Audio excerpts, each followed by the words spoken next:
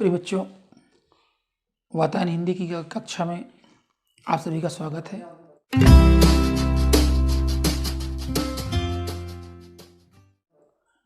पूर्व में हम लोगों ने रस के दो भागों का अध्ययन किया।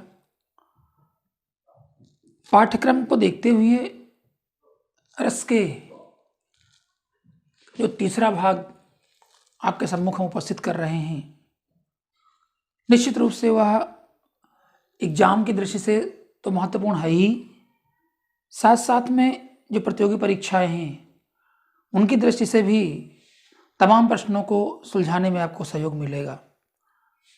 आइए, रस चूंकि इतना कठिन नहीं होता है, हाँ, रस को समझना पड़ता है, रस के उदाहरणों को याद करना पड़ता है और उन उदाहरणों के माध्यम से रस के अंतर्गत समाहित तत्वों को आपको एक बार समझना है। फिर आप निश्चित रूप से आपके लिए रस बड़ा आसान लगेगा। आइए देखते हैं तीसरे पार्ट में आज वीर रस। परिभाषा में बताया गया कि उत्साह नामक अस्थायी भाव, विभाव, अनुभाव और संचारी भाव के संयोग से वीर रस की निष्पत्ति होती है। जहां पर भी उत्साह नामक अस्थायी भाव है, क्योंकि ये बात हम लगातार देख रहे हैं कि अस्थायी भाव, विभाव, अनुभाव और संचारी भाव, इनके चारों के प्रयोग से ही, संयोग से ही रस की निष्पत्ति होती है। लेकिन यदि उत्साह नामक अस्थायी भाव है तो वहां पर फिर वीर रस की निष्पत्ति होगी। उदाहरण के माध्यम से समझते हैं। मैं सत्य कहता हूं सखे, सुकुमार मत जानो मुझे। मैं सत्य कहता हूं सखे, सुकुमार मत जानो मुझे। यमराज से भी युद्ध में प्रस्तुत सदा मानो मुझे। है और की तो बात क्या, गर्व मैं करता नहीं। मामा तथा निस्तात से भी समर में डरता नहीं, समर में डरता नहीं।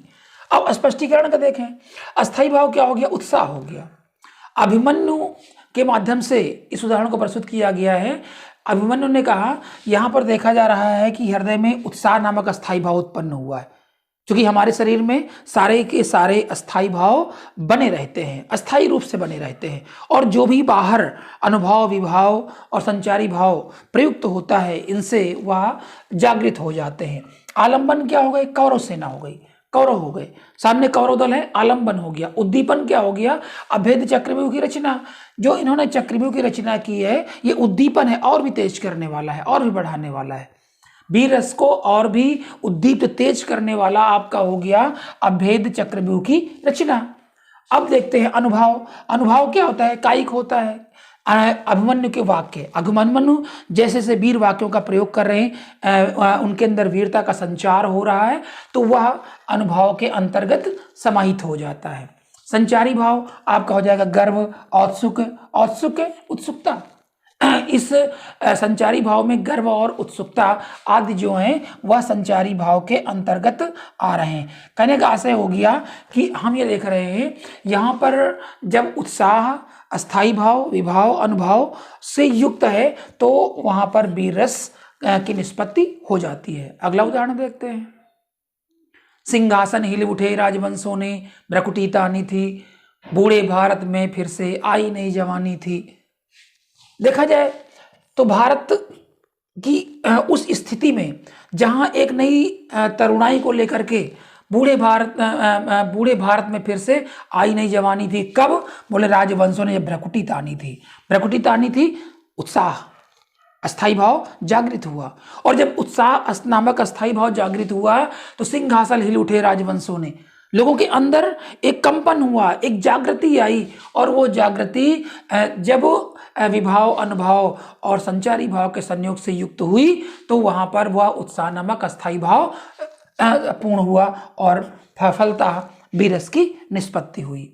इसी प्रकार से अगर और देखा जाए और उदाहरणों को, तो हम कह सकते हैं वीर तुम बढ़े चलो, धीर तुम बढ़े चलो, सामने पहाड़ हो, सिंह की दहाड़ हो। अन्य उदाहरणों के माध्यम से भी हम समझ सकते हैं कि यहाँ पर वीर रस की निष्पत्ति हो रही है। अगला देखते हैं शांत रस। बहुत इंपॉर्टेंट है शांत रस, क्योंकि शांत रस ये मन के अंदर हमारा जो इसका स्थायी भाव होता है वो निर्वेद होता है। और बच्चों एक बात ध्यान रखना कि निर्वेद का अर्थ पूछा जाता है वैराग्य, वीतराग बोलते हैं इसको, वीतराग। ये आपका वीतराग या वैराग्य। परिभाषा में देखें तो बताया गया कि निर्वेद या वैराग्य नामक अस्थाई भाव, विभाव, अनुभाव, संचारी भाव के संयोग से शांत रस रूप ग्रहण करता है। शांत रस की निष्पत्ति कब होगी?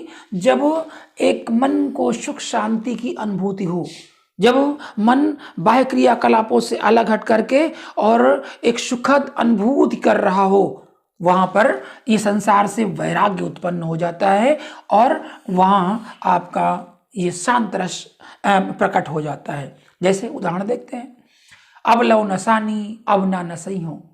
तुलसी ने कहा कि अब लव नसानी अब ना नसई हो, राम कृपा भव निशा शिरानी। राम कृपा भव निशा सिरानी, जागे फिर न डसई हो, अब लव नसानी अब ना नसई हो। हे प्रभु, अब तक जो खोना था मैंने खो दिया, जब तक जो बर्बाद करना था बर्बाद कर दिया, पर अब ना नसई हो, अब मैं उसे नष्ट नहीं होने दूंगा, अब मैं उसे समाप्त तो नहीं होने दूंगा।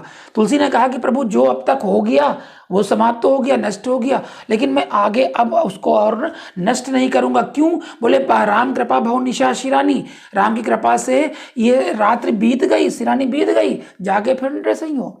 मैं अब जग गया हूं, और जब जग गया हूं तो मन को एक शांत स्वरूप की जो स्थिति प्राप्त हो रही है, उससे शांत रस का निष्पादन हो रहा है। स्पष्टीकरण में देखें, अस्थाई भाव क्या हो गया बच्चों? निर्वेद हो गया। अस्थाई भाव, क्योंकि आपको मुख्य समझना है कि किसी भी उदाहरण में ये अस्थाई भाव, विभाव, अनुभाव और संचारी भाव क्या हैं, क्योंकि अधिकतर एग्जाम में पूछा जाता है कि उपर्युक्त उदाहरण में यहाँ पर उद्दीपन क्या है, या अनुभाव क्या है, या संचारी भाव क्या है। तो आपको ये समझना है, जो कि इसके पहले भी चर्चा आई थी कि संचारी भाव की संख्या आपकी होती है 33 संख्या होती है। तो अस्थाई भाव और अस्थाई भाव की संख्या आपकी होती है 9।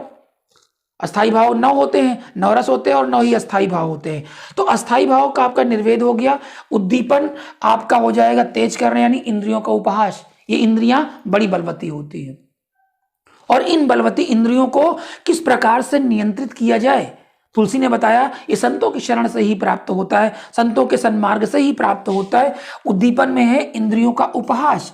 इंद्रियां आपके यहाँ हमने कई बार चर्चा की है इसके पहले वीडियो में भी, कि 5 हमारी ज्ञान इंद्रियां होती हैं बच्चों, और 5 कर्म इंद्रियां होती हैं। कुल शरीर में 10 इंद्रियां होती हैं, और इंद्रियां बहुत ही अपने आप को बड़ी चंचल होती हैं, वह अपने आप गति करने वाली होती हैं।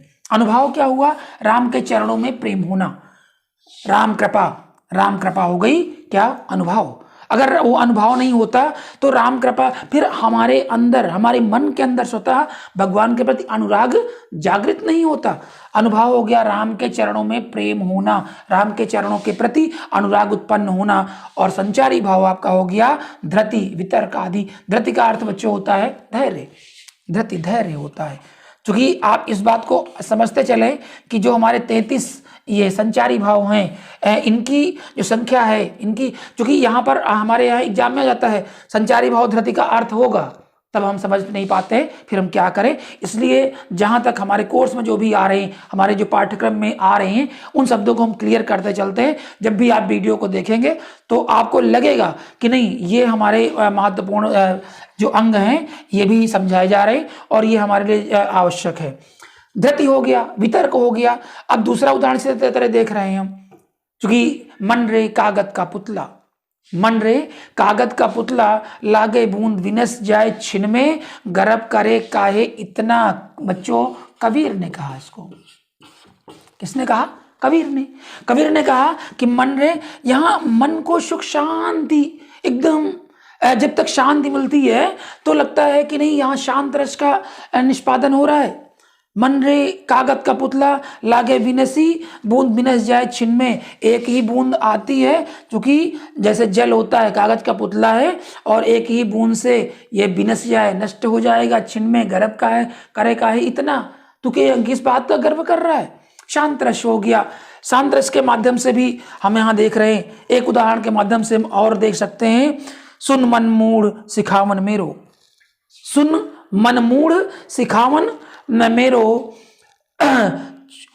छूटे न रघुपति भजे न, छूटे न विपति भजे न रघुपति, श्रुति संदेह निबेरो। तुलसी ने कहा, तुलसी ने कहा कि ए मनमूढ़ सुन, तू सिखावन मेरो, मेरे मन के सिखावन को सुन। अगर तू ऐसा नहीं करता है, अब की राख ले भगवान, सूरदास ने लिखा, अब की राख ले भगवान, हो अनाथ बैठो द्रुम डरिया, पारस साधे बान, अब की राख ले भगवान। तो बच्चों तमाम उदाहरण शांत रस के हैं, लेकिन आप एक एक उदाहरण रट नहीं सकते हो। आप परीक्षाओं की दृष्टि से उदाहरण नहीं रटना है, अभी तो ये रटना है, आपको ये लर्न करना है कि हमारा जो निर्वेद है, जो मन को शांत मिले, मन को जहाँ शीतलता की अनुभूति हो, मन को सुखद अनुभूति हो, वहाँ पर वह अस्थाई भाव विभाव अनुभव के जो संयोग से वहाँ पर शांत रस का निष्पादन होता है, और ये हमारे लिए परीक्षाओं की दृष्टि से भी बड़ा महत्वपूर्ण है। बच्चों आगे देखते हैं रौद्र रस। चूंकि रस की जो परिकल्पना है उसमें रौद्र रस का बड़ा ही महत्वपूर्ण स्थान होता है। आगामी जो परीक्षाएं होती हैं और जो प्रतियोगी परीक्षाएं हैं उसमें रौद्र रस के रूप में कई सवाल उभर करके आते हैं। परिभाषा को समझने का प्रयास करेंगे। क्रोध नामक अस्थाई भाव, विभाव, अनुभाव और संचारी भाव। हर बार हमको ये ध्यान रखना है कि हमारा जो अस्थाई भाव है वह जागृत हो रहा है, और वो अस्थाई भाव जाता कहाँ है? विभाव, अनुभाव और संचारी भाव से युक्त हो जाता है।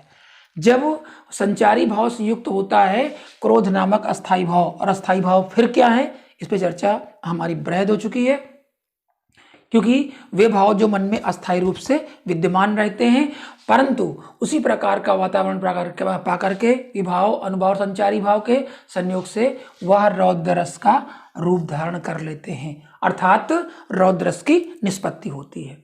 उदाहरण देखें, माखे लखन कुटिल भई भाव हैं, रदपट फरकत नयन ऋषो हैं।